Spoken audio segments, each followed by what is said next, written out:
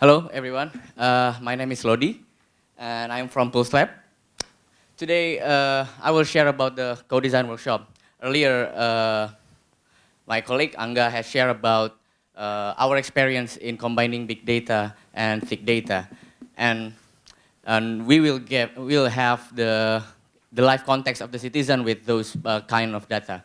So the insight is as good as implementation, right? So that's why we want to transforming insights into action through this co-design workshop. It's basically a discovering process like the engine room process, but we call it co-design for change.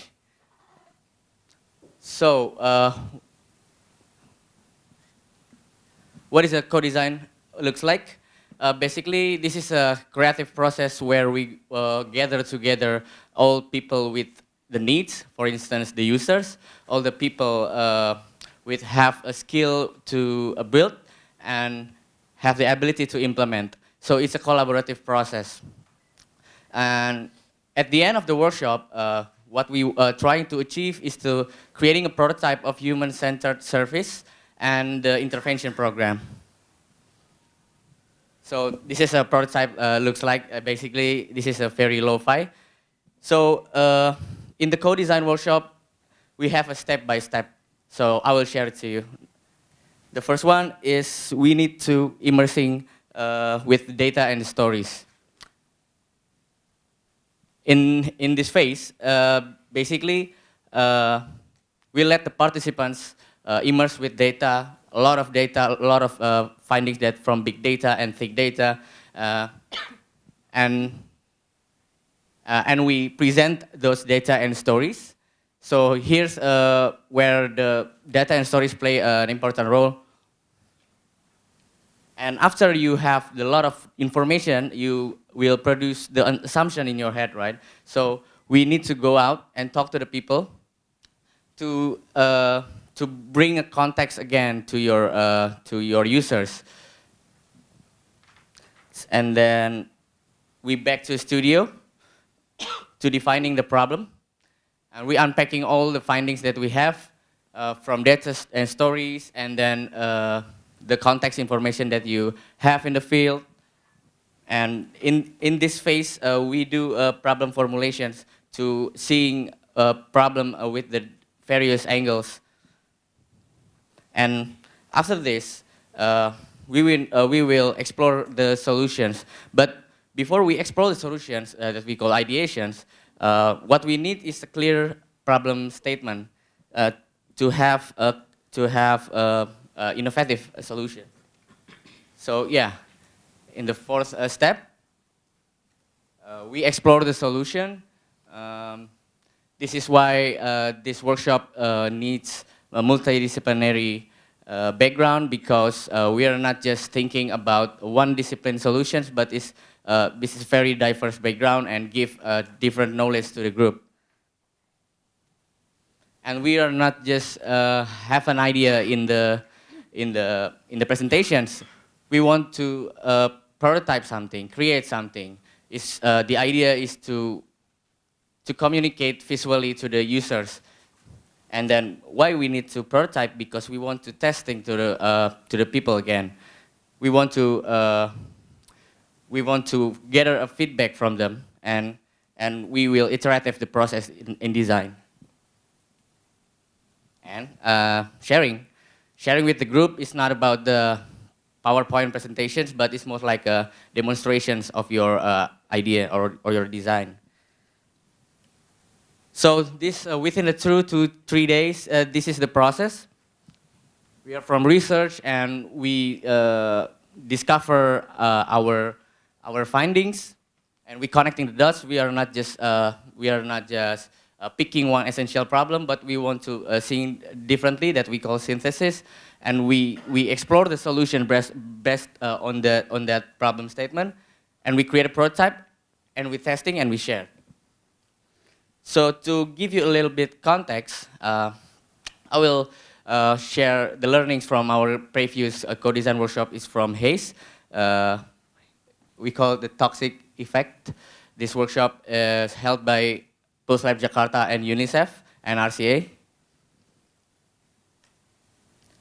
The ingredients, first ingredients to create a successful co-design workshop is a multidisciplinarity.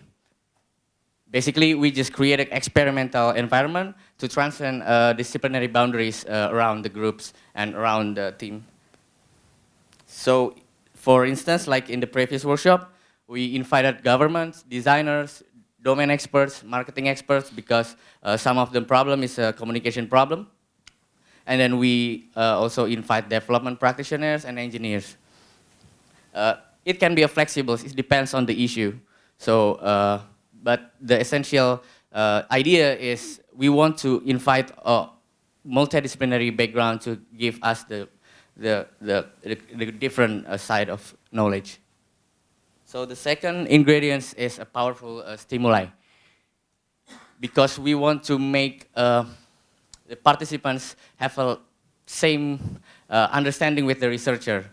So we don't just give the informational side of information, but we want to give them the inspirational side, because we want to spark an imagination and spark an inspiration for them for creative process. So this is the example. So we create the environment. The workshop environment is like a investigation room. This is where we playing with our data, and we created as creative as we can. We create like a magazine wall, and we make it the situations, decorations like a investigation room. And one of the stimuli is a persona archetype. Persona is basically the characteristic of your users in the field.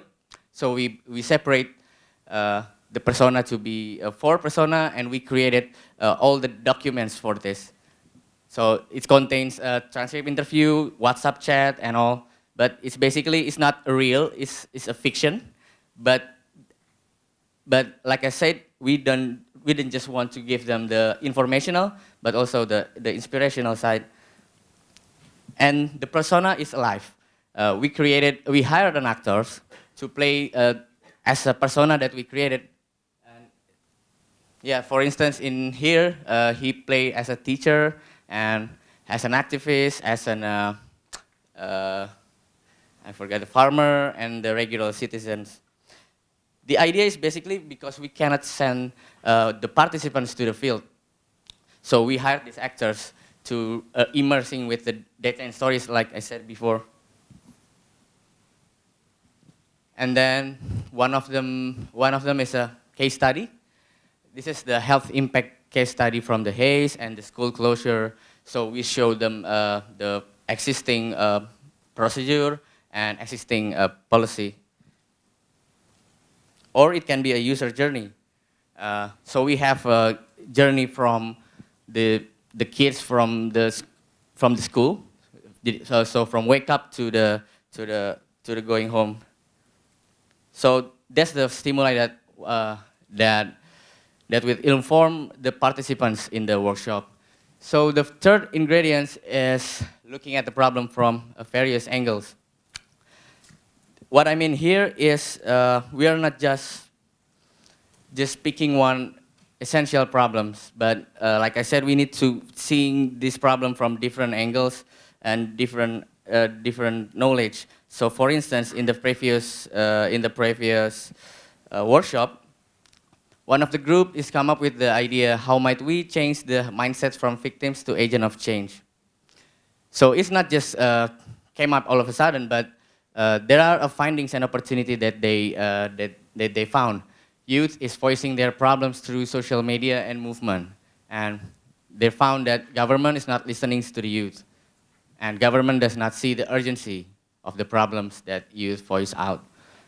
So the existing condition is government or the interventionist see the victim of the haze, see the people is a victim, but actually in this group we can change the mindset of the victims to the agent of change. So this is the problem formulation that we means, where we see the problem differently and consider the unintended consequences, because some of solutions have consequences. but some is intended and some of it is unintended consequences. So if we consider the unintended consequences, we can think strategically about this ecosystem of the solution in the implementable when this will be implemented. So for instance, like Angga said before, the school closure, the government want to stay kids safe, but in reality they keep playing outside in the house, and because these kids needs social interaction context in the school. So it's not just about school close the school, but basically we need to thinking about the ecosystem about the idea. So, and the fourth ingredient is show, don't tell. It's about a prototype. So if we have an idea, so don't just discuss it and build it and test it, and we can gather feedback from them. Just one example. Uh, we just we are not explain too much about our idea, but let them interact with the prototype and trust the process, because this process is very quiet, chaotic, and a lot of uncertainty in here. But from our experience, uh, within the 2 to 3 days, this is how the good idea will work. It's come from uncertainty, from chaos, and a lot of idea, a lot of findings, and a lot of problem statement. But finally, we can have a good innovation if we can embrace the process. Thank you.